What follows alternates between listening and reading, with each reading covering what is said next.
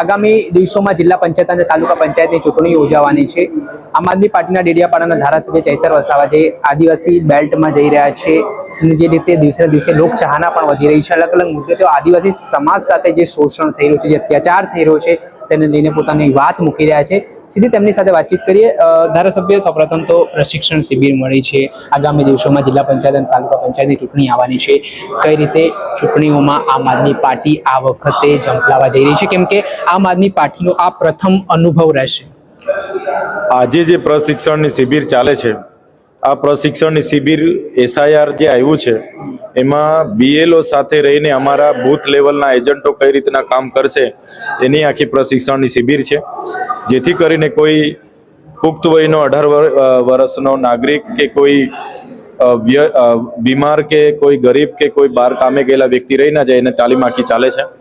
અને તમે વિકાસની વાત કરો છો, હમણાં 31 તારીખે જે એકતાનગર કેવડિયા ખાતે એકતા પરેડ થઈ એમાં હજારો કરોડ રૂપિયાના ખર્ચા થયા છે।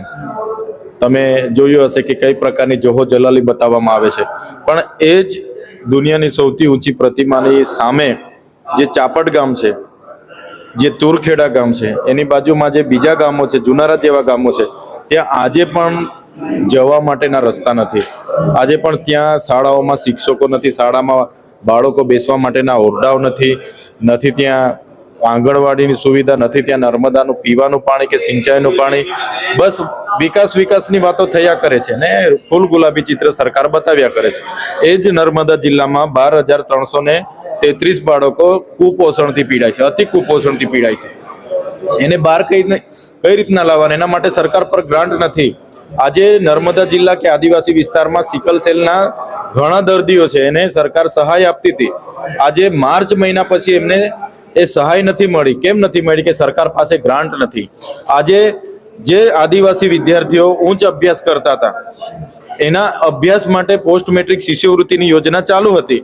અમે ત્યાં વિધાનસભાનો ઘેરાવો કર્યો, બિરસા મુંડાનો ઘેરાવો કર્યો, એ ભવનના ઘેરાવા થયા પછી, સચિવાલયના ઘેરાવા પછી સરકારે કીધું કે આ યોજના અમે ફરી ચાલુ કરીશું। આવડું મોટું આદિવાસીઓનું બજેટ હોવા છતાં માત્ર કીધું કે અમે ચાલુ કરીશું, પરિપત્ર બહાર પાડી, પણ આજ દિન સુધી એક બી વિદ્યાર્થીઓના ખાતામાં પૈસા જમા થયા નથી। અમે અધિકારીઓને પૂછીએ છીએ, અમે મદદનીશ કમિશનરોને પૂછીએ છીએ તો બજેટ નથી। અને આદિવાસીઓના બજેટમાં જોહોજલાલી થાય છે, રોતો ફરે છે, અમૃત મહોત્સવો, વિકાસ મહોત્સવો। એટલે આ જે ભારતીય જનતા પાર્ટીની જે નીતિ છે એનો હું સખત વિરોધી છું। મારે કોઈ સાથે વ્યક્તિગત દુશ્મની નથી। એ નરેન્દ્રભાઈ મોદી હોય, ભૂપેન્દ્રભાઈ પટેલ હોય, હર્ષભાઈ સંઘવી હોય કે મનસુખભાઈ વસાવા હોય, મારે વ્યક્તિગત વિરોધી નથી। પણ જે આદિવાસી, જે પ્રજાના ટેક્સના પૈસા જમા થાય એમાંથી ગ્રાન્ટ બને, ગ્રાન્ટમાં આદિવાસીઓના ભાગે આવે, એ તમારે કેવડી આવીને જોહોજલોલી કરાવવાની છે કે લોકોના વિકાસમાં ઉપયોગ કરવાનો છે?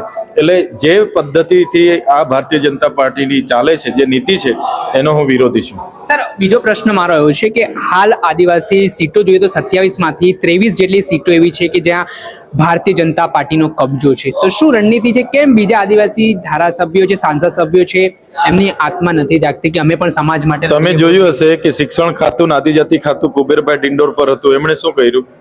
કુંવરજી હળપતિ હતા, એમણે શું કર્યું?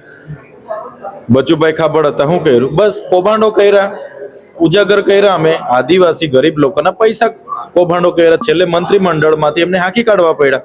હમણાં જે નવા મંત્રીઓ આવ્યા છે આદિવાસીઓના, એની બી કેટલી ગેરંટી કે આદિવાસીઓના માટે બોલશે, કામ કરશે? બસ એ જ પ્રકારે 23 ધારાસભ્ય ચૂંટાયેલા છે ભારતીય જનતા પાર્ટીમાં, એમને પોતાના મેન્ડેટની ચિંતા છે, ક્યારેય સમાજનું બોલવાના નથી। અને અમારી સ્પષ્ટ નીતિ રહી છે કે જ્યાં પણ આદિવાસીઓની મૂળભૂત સુવિધાઓની વાત આવે છે, અમે સરકાર સામે લડીએ છીએ। સડકો પર ઉતરવું પડે તો પદયાત્રાઓ કરીએ છીએ, ધરણા કરીએ છીએ, ભૂખ હડતાલો કરીએ છીએ, વિધાનસભામાં લડીએ છીએ અને લડીશું। ને આવનારી તાલુકા જિલ્લા પંચાયતની ચૂંટણીઓમાં તો આમ આદમી પાર્ટીએ બધી તૈયારીઓ કરી જ છે તમામ। તમે કયા મુદ્દાઓ લોકો વચ્ચે લઈ જઈ રહ્યા છો? કેમ કે થોડાક સમય પહેલા છોટાઉદેપુર હોય, પંચમહાલ હોય, નર્મદાના આજુબાજુના જે વિસ્તારો હોય, ત્યાં મોટી સંખ્યામાં તમે આમ આદમી પાર્ટી મુદ્દા તો એટલા બધા છે ને। આઝાદીના 78 વર્ષ થઈ ગયા છે, અમૃત મહોત્સવો બધા નીકળે છે। ગામડામાં આવો તો ખબર પડે કે ગામડાનો વિકાસ ક્યાં છે। એક બાજુ ઉદ્યોગપતિઓ દિવસે ને દિવસે અમીરો થાય છે, એમની લોનો તો સરકારો રાતોરાત માફ કરી દે છે। આટલું બધું નુકસાન થયું, ખેડૂતોને કેમ વળતર નથી હજુ ચૂકવાતું? લાખો હમણાં 16 લાખ કરોડ રૂપિયા કેન્દ્ર સરકારે ઉદ્યોગપતિઓના માફ કરી લીધા. ત્યારે કોઈ સર્વે થયું? કોઈને પૂછ્યું નથી પૂછ્યું. તો ખેડૂતો માટે કેમ તમે નીતિઓ બનાવીને નુકસાની થઈ છે એમાં માત્ર તમે 7-12 વાળાને તમે વળતર આપવાની વાત છે, તો સનતો મળી છે જેમણે પણ ખાતર દવાન બિયારણ નાખ્યા છે નુકસાન થઈ એમને કેમ નથી વળતર આપતો? એટલે મુદ્દા તો અનેક છે. આરોગ્યના છે, શિક્ષણના છે, રોજગારના છે, રોડ રસ્તાના છે, જાતિના પ્રમાણપત્રના, બધી જ જાતના મુદ્દાઓ છે.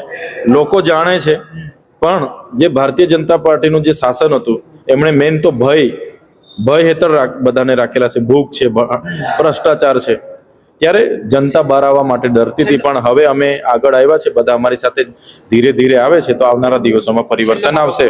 છેલ્લો મારો પ્રશ્ન, સત્તા પક્ષના જે ભાજપના સાંસદો ધારાસભ્યો તો કહે છે કે ભાજપ આવવાથી આદિવાસી સમાજનો વિકાસ થયો છે અને આદિવાસી સમાજ શિક્ષિત બન્યો છે, તો એ બાબતને તમારું શું કહેવું? એનું ઉત્તમ ઉદાહરણ મનસુખભાઈ વસાવા 7મી ટર્મના સાંસદ છે. આગળ ગુજરાતમાં ધારાસભ્ય હતા અને ગુજરાતના મંત્રી હતા. એમના ગામ જૂના રાજનો રોડ નથી બન્યો. ચાલો, મારે ત્યાંથી જેલમાંથી છૂટીને પદયાત્રા કરવી પડી. ગામવાળાએ કીધું પદયાત્રા કરે, તમે પદયાત્રા કરીને ગયા. કેમ? મનસુખભાઈના ગામમાં કોઈ બેન સગર્ભા હોય તો ત્યાં એમ્બ્યુલન્સ નથી પહોંચતી, ડિલિવરી માટે ઝોલીમાં લઈને નીકળવું પડે છે. ઘણી વાર તો બેનો રસ્તામાં મળી જાય છે. કોઈને ડંખ મારે, સાપ ડંખ મારે, અડધો પોણો કલાકમાં એને સારવાર ના મળે તો રસ્તે મરી જાય છે. તો આજ એમનો વિકાસ છે. તો આ ઉત્તમ ઉદાહરણ આ છે. એટલે એમને પૂછો, 30 વર્ષથી તમારી સરકાર છે, તમે સાંસદ છો, શું તમારું સંગઠનમાં નથી ઉપજતું કે તમારા સરકારમાં નથી ઉપજતું? તો કેમ રોડ નથી ચાલુ થતો? બસ કેવડિયા આવી જવાનું, બધું જોહો જોલાલી, કરોડોની લાઇટો બાળવાની, કરોડોના તાઇફાઓ કરવાના, વિકાસ, ઊંચી પ્રતિમાઓ બની જવાથી, ઊંચા ભવનો અને સદનો બની જવાથી, મોટા બિલ્ડિંગો, કોરિડોરો બની જવાથી કઈ આદિવાસીઓનો વિકાસ થોડો થઈ જવાનો છે. આદિવાસીઓને સારું શિક્ષણ આપો, પૂરતા શિક્ષકો આપો, આદિવાસીઓને રોજગાર આપો, નર્મદાનું પાણી આપો, ઉકાઈનું પાણી આપો, આદિવાસીઓનો બી વિકાસ થશે. પણ એ જાણી જોઈને સરકાર કરવા માંગતી નથી.